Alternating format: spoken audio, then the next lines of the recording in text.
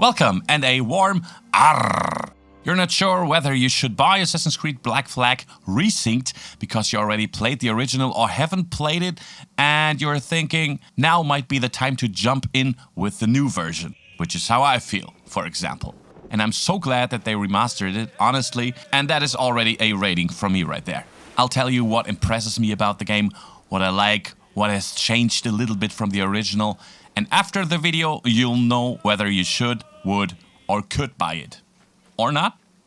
So, Assassin's Creed Black Flag came out back in 2013, and you have to say Resynced, so the current version, is not a complete remake or reinvention of the game.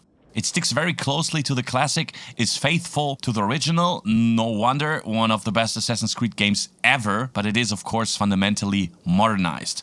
You have modern lighting, meaning ray tracing for example, naturally very beefed up graphics and, for example, dynamic weather effects and things like that, which simply didn't exist back in the day. And I have to preface this by saying this game looks fantastic. And in a single-player experience like this, that is of course not insignificant. It doesn't make up the whole game, but it has to be mentioned here. This game looks fantastic, which is like the cherry on top of this one. Furthermore, something that might be not even that noticeable to some, but still needs to be said, there are no loading screens. That means when you go from the open sea, you know, the game, the system, it's an open world game where you can travel around. A big part of it is also discovery and hunting animals to craft, etc. We'll come back to that later, but there are no loading screens. That means you come from the sea from a raid because you're a pirate after all.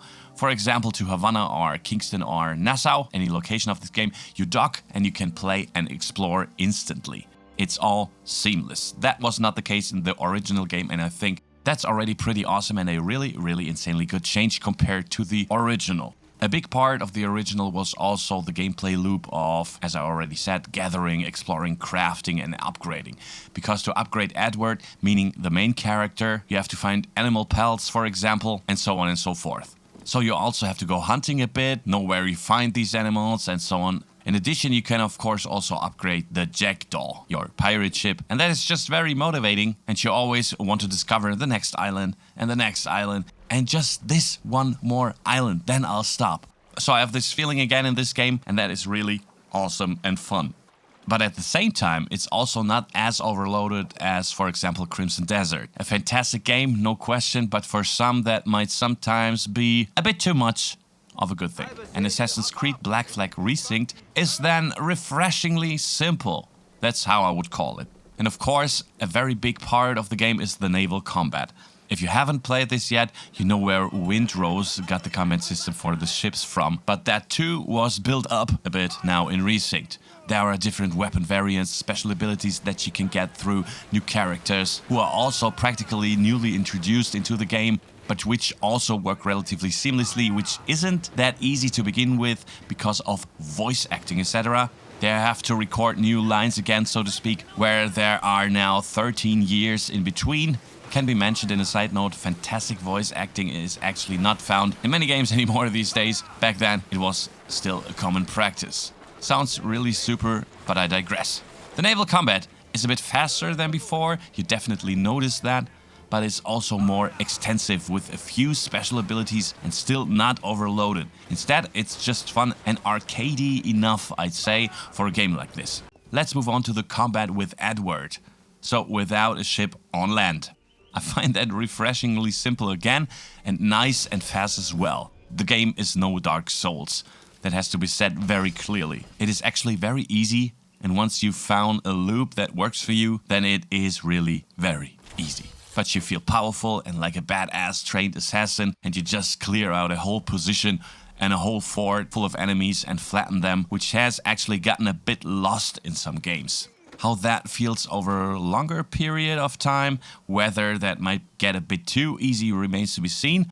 I've played like a good 10 hours now, plus the old ones of course, but as I said, you just slaughter your way through the enemies with muskets and pistols and swords and your stealth blades of course, and you are simply the perfect assassin. And once you get the hang of it, in terms of movement and so on, it flows pretty well. The stealth mechanics are also simply 13 years old, you have to say, you can definitely tell. So the NPCs aren't particularly smart and don't notice all at much.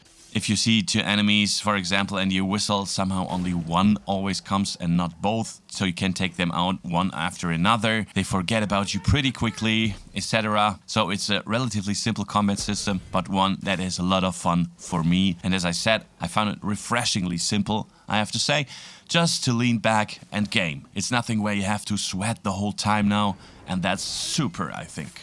The menus are tighter and cleaner compared than before. Everything is a bit more streamlined, so quality of life updates, you could say. You now have a larger playlist of sea shanties. Shanties, naturally a big deal with pirates, which you can also choose. You couldn't do that before, you could just turn them on or off, so you basically have a radio station on board now and can choose what your crew sings. Also, a cool thing just belongs in there. And there are new cosmetics and so on, but I don't really want to get into that right now. And of course, it's a Ubisoft game. There is also a shop where you can buy things, which are a bit lame. But if you're like me, you just don't go into this shop at all and just ignore it. Sadly, it belongs into gaming today, but you can ignore it. The game also has a few problems. Namely, it glitches out a bit and sometimes it throws you out of the immersion a bit. The facial animation seems a bit dated sometimes in the cutscenes and so on. I had a mission where a merchant ship glitched out totally and it teleports from here to there and I couldn't damage it. It worked afterwards, after I did another thing, but yeah, that happened. Also here and there the animations are a bit, well, sluggish and weird, so glitches can happen sometimes. That probably can't be avoided in a remake like this, I think. It doesn't bother me particularly, but that is definitely a thing. Opinions might be a bit divided on the next point. For example, they almost completely eliminated all those modern day stories from the game. I think that's good. That always took me out of the immersion a bit, this Animus thing. I like it when you just stay in the time period you get thrown into. I wouldn't need it to have this whole simulation past thing at all. I would find it cooler if it simply took place in that time that you are in. But that is certainly a matter of taste. Some might like that, some not. In any case, that was almost completely cut. For me, that's a plus point, might be a minus for others. I haven't had any major game-breaking bugs except for the one ship glitching a bit. Maybe that's still coming, but actually everything runs quite well. Small conclusion, if you haven't played Black Flag yet, I think now's the best time because it really is a fantastic game that now also looks really awesome. You have a better flow in combat because the modern Assassin's Creed mechanics were mixed a bit with the old combat mechanics, so everything is a bit beefed up, a bit prettied up, a bit beautified, and everything is a bit more fluid. The story is almost the same, some new quests here and there, or side quests. This refreshing simplicity that this game has, I personally find really, really good because many games nowadays are a bit too overthought and too complicated and want to squeeze this and that into the game too. And this is simply a game that you can casually play through. Just relaxed gaming. And I believe the people who binged it back in 2013 will binge it again now because it simply kept its charm and is just a modern take. And now also looks super awesome. Some people might say there are not enough new things to play it again in the game, but that's just, I don't know, a matter of preference, I think. You can also dive, for example. You couldn't do that before, at least not everywhere. Now you can dive everywhere in the game. So there are also underwater treasures, of course, and all of that really looks very impressive. I think I might never have seen a better underwater graphic than in this game. It's really beautiful. It is simply all around fun for me. For my part, I'm very glad that I bought it and I will definitely continue to play it. Let me know in the comments if you've played it already, if you want to play it, if you're still unsure, and of course if this video helped you a bit in your decision making. Subscribe to the channel for more content, and until then, I'll see you in the next video.